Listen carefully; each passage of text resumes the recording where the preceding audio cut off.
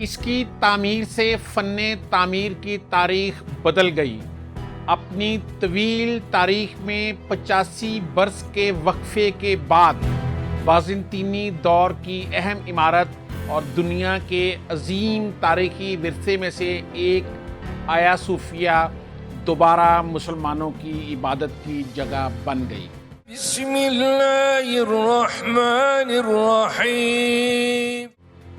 آخر کیا وجہ ہے کہ کئی جنگوں کے زخم سہنے اور اچھا برا وقت دیکھنے کے باوجود یہ اپنی جگہ موجود ہے؟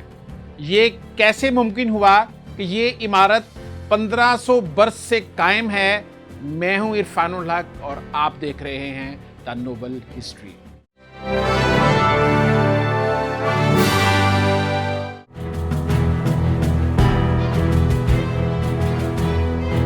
آیا صوفیہ نے استنبول کی تند و تیز تاریخ کو اپنے اندر سمیٹا ہوا ہے۔ یہ عظیم عمارت ہمیشہ دنیا کے اس خطے میں ہونے والی تبدیلیوں کا مظہر رہی۔ گزشتہ 2500 برس سے یہاں مشرق اور مغرب کا ملاپ ہوتا رہا۔ عمارتوں کی بنیادیں اور ڈھانچے کتنے ہی مضبوط کیوں نہ ہوں، یہ اکثر انسانوں کے جذبوں اور خواہشات کا نشانہ بن جاتے ہیں، خاص طور پر ایسی عمارتیں جو آیا صوفیہ کی طرح علامت بن جائیں۔ رومن مورخ ٹیسیٹس کے مطابق آیا صوفیہ یعنی church of the holy wisdom of Christ بازنطینی شہر ایکروپولس میں اسی مقام پر قائم کیا گیا تھا جہاں اس سے پہلے بھی 2 گرجا گھر بنائے گئے تھے۔ اس تاریخی عمارت نے مذہبی اور سیاسی کئی ادوار دیکھے اور ہر دور کی قوت نے اس کا استعمال مختلف کیا۔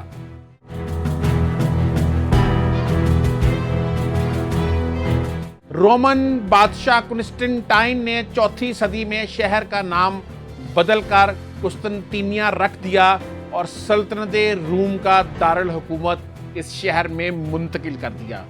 کنسٹنٹائن اس شہر کو ایسا شہر بنانا چاہتا تھا کہ لوگ روم کو بھول جائیں۔ پہلی بار آیا صوفیہ کو سن 360 میں کنسٹنٹائن کے بیٹے کنسٹنٹینین دوئم نے کھولا، لیکن سن 404 میں فسادات کے دوران اسے جلا دیا گیا۔ اس کے بعد تھیوڈوسیس دوئم نے سن 405 میں اسے دوبارہ تعمیر کیا، لیکن سن 532 میں ہونے والے فسادات میں اسے ایک مرتبہ پھر نظر آتش کر دیا گیا اور اس جلی ہوئی عمارت کی کچھ باقیات موجودہ مسجد کے باغ میں موجود ہیں۔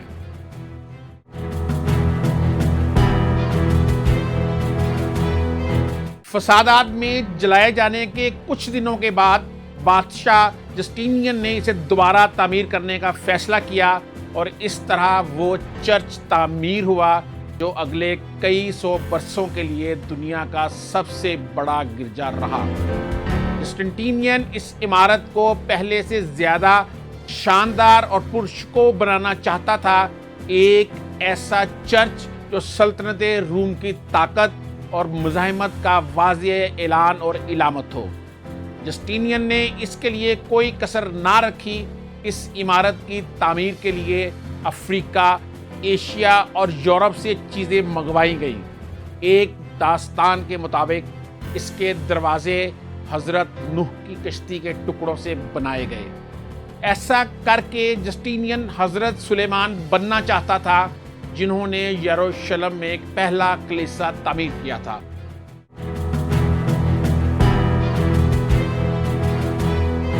کہا جاتا ہے کہ جب وہ آیا صوفیہ میں پہلی مرتبہ داخل ہوا تو اس نے جوش سے نعرہ لگایا، میں نے تمہیں ہرا دیا سلیمان۔ اس چرچ کی تعمیر کے لیے جسٹینین نے اس وقت کے بہترین ماہرین تعمیرات کی خدمات حاصل کی۔ ان ماہرین نے اسے 6 سال سے کم عرصے میں مکمل کر دیا۔ آیا صوفیہ کی یہ مضبوط اور پرشکوہ عمارت شہر کے منظر پر چھا گئی اور اس کا 33 میٹر قطر والا گنبد دنیا کا سب سے اونچا گنبد قرار پایا، جو زمین سے 55 मीटर ऊंचा था, लेकिन 26 साल बाद एक जल्जले में यह गुंबद गिर गया। बादशाह ने फौरन ही इसकी मरम्मत का हुक्म जारी किया। गुंबद में बहुत हल्की और पतली अशिया इस्तेमाल की गई, जिसकी वजह से जब इसमें सैकड़ों मोमबत्तियां जलाई जाती थी तो सेंट सूफिया का ये गुंबद रात में दूर से जगमगाता हुआ नजर आता था।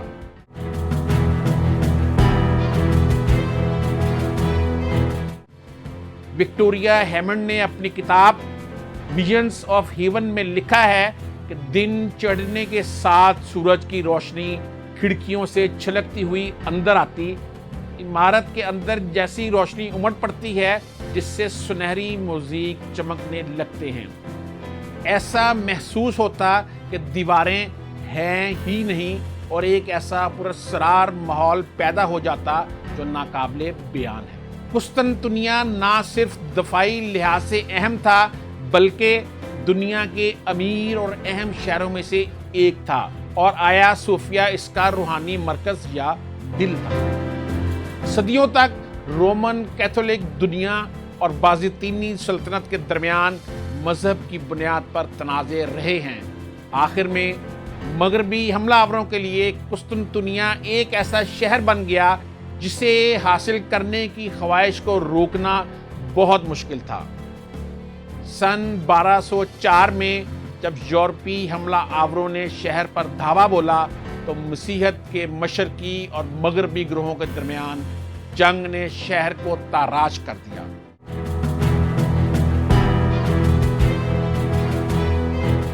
इंतहाई अहम तारीखी नवादरात इस जंग की वजह से ज़ाय हो गए, जिनमें हज़रत ईसा के रोज़े का पत्थर, वो नेज़ा जो हज़रत ईसा के जिस्म में पेवस्त हुआ था, हज़रत ईसा का कफन, असल सलीब के कुछ टुकड़े, सेंट थॉमस की मुश्तबा उंगली और कई दीगर सेंट की हड्डियां शामिल थी। आया सोफिया एक कैथोलिक चर्च तो बहुत कम अरसे के लिए रहा, लेकिन हमला आवरों की कार्रवाइयों के नतायज बहुत दूरस और गहरे थे, जो मशरक में मसीहत की तबाही के बराह रास्त जिम्मेदार हैं।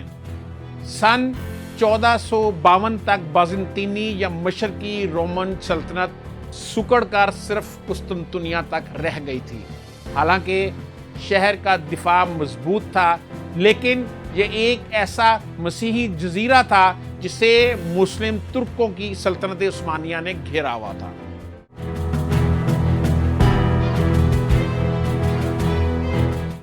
तुर्क रहनुमा सुल्तान मोहम्मद ने शहर के दिफा को तबाह करने की ठान ली और 22 अप्रैल 1453 को तुर्क फौज कुस्तुनतुनिया का मुहासरा करने के लिए रवाना हुई। 5000 बाज़ंतीनी फौज को 2 लाख उस्मानी फौज का सामना था। औरतों, बच्चों, बूढ़ों और बीमारों ने आया सोफिया के अजीम दरवाज़ों के पीछे पनाह ले रखी। मोहम्मद फातेह ने 53 रोज तक शहर पर मुसलसल बमबारी की। इसके पास दुनिया का सबसे जदीद तोपखाना था। 29 मई 1453 को बिलाखिर कुस्तुनतुनिया की मजबूत और बुलंद दीवारें टूट गईं। उस्मानी फौज चर्च में दाखिल हो गई और वहां पनाह लेने वालों को जान की अमान दे दी गई। इस तरह सल्तनत रूम की दुनिया अपने इख्तिताम को पहुंची। सुल्तान मोहम्मद फतह के बाद कुस्तुनतुनिया दाखिल हुआ तो सुल्तान ने ज़ोहर की पहली नमाज शुक्राने के नवाफिल के साथ इसी इमारत के हाल में अदा की और दीगर ऐलानात के साथ इस चर्च को मस्जिद में तब्दील करने का ऐलान भी किया।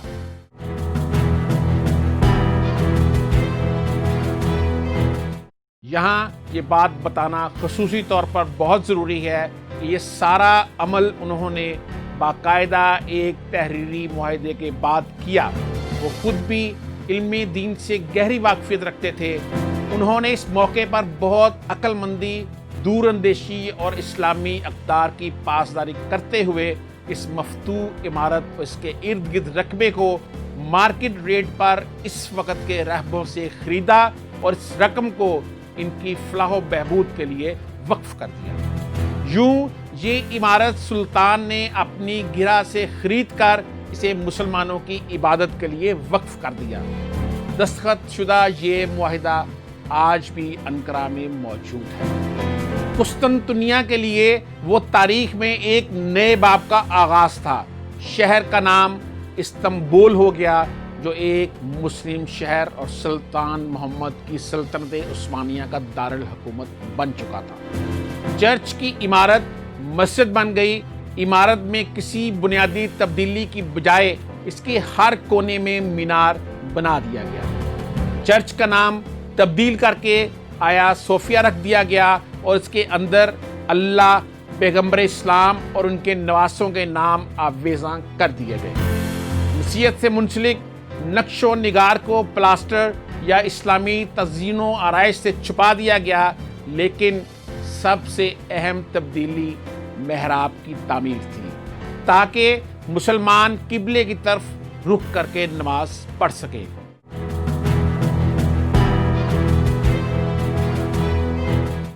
آیا صوفیہ کی عمارت فتح قسطنطنیہ کے بعد سے 481 سال تک مسجد اور مسلمانوں کی عبادت گاہ رہی، لیکن سلطنت عثمانیہ کے خاتمے کے بعد جب مصطفیٰ کمال اتا ترک ترکی کا سربراہ بنا تو اس نے آیا صوفیہ کی شناخت ایک مرتبہ پھر تبدیل کر دی اور مسجد میں نماز بند کر کے اسے عجائب گھر بنا دیا۔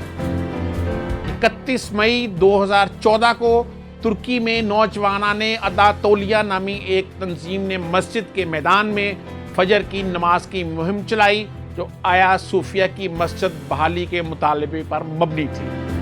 اس تنظیم کا کہنا تھا کہ انہوں نے 1.5 کروڑ لوگوں کے تائیدی دستخطوں کو جمع کر لیا ہے، لیکن اس وقت کے وزیر اعظم کے مشیر نے بیان دیا کہ ابھی آیا صوفیہ کو مسجد میں بحال کرنے کا کوئی ارادہ نہیں۔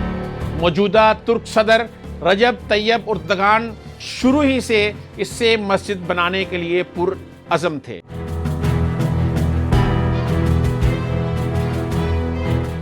سال 1994 میں جب وہ استنبول کے میئر کا انتخاب لڑ رہے تھے تو انہوں نے اس عمارت کو نماز کے لیے کھولنے کا وعدہ کیا تھا، جبکہ 2018 میں وہ یہاں قرآن کی تلاوت بھی کر چکے ہیں۔ ترکی کی عدالت نے 1934 کے فرمان کو منسوخ کر دیا، جس کے تحت تاریخی اثاثے صوفیہ کو عجائب گھر میں تبدیل کیا گیا تھا۔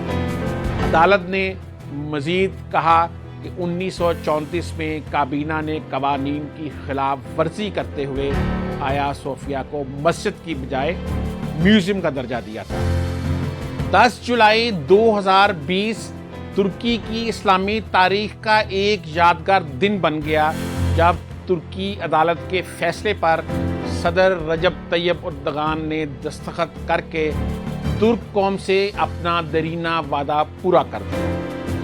24 جولائی 2020 جمعے کا دن ترکی کی تاریخ میں ایک بار پھر سے تاریخی اہمیت کا حامل بن گیا ہے۔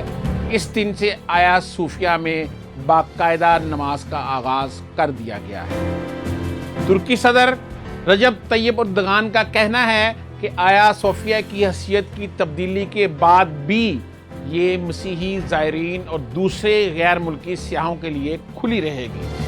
آیا صوفیہ کا بڑا گنبد استنبول کے منظر کا لازمی حصہ ہے، جہاں ہر سال 30 لاکھ سیاح آتے ہیں۔ یہ 2019 میں 38 لاکھ سیاحوں کے ساتھ ترکی کا معروف ترین مقام تھا۔ 900 سال تک ایک چرچ، 500 سال تک ایک مسجد، بہت تھوڑے سے عرصے کے لیے میوزیم، اور اب ایک مرتبہ پھر مسجد بننے والی آیا صوفیہ کی عمارت اب بھی پوری مضبوطی اور شان سے وہیں کھڑی ہے۔ اگر آپ نے ابھی تک ہمارا چینل سبسکرائب نہیں کیا تو اسے سبسکرائب کر لیں۔ ہم کوشش کرتے ہیں آپ کو تاریخ کی مفید معلومات ملتی رہیں، اور اس ویڈیو کو شیئر کرنے کے ساتھ اس پر اپنا کمنٹس ضرور دیجیے گا، کیونکہ آپ کے کمنٹس کی روشنی میں ہم اپنی آنے والی ویڈیوز بہتر انداز میں آپ تک پہنچا سکتے ہیں۔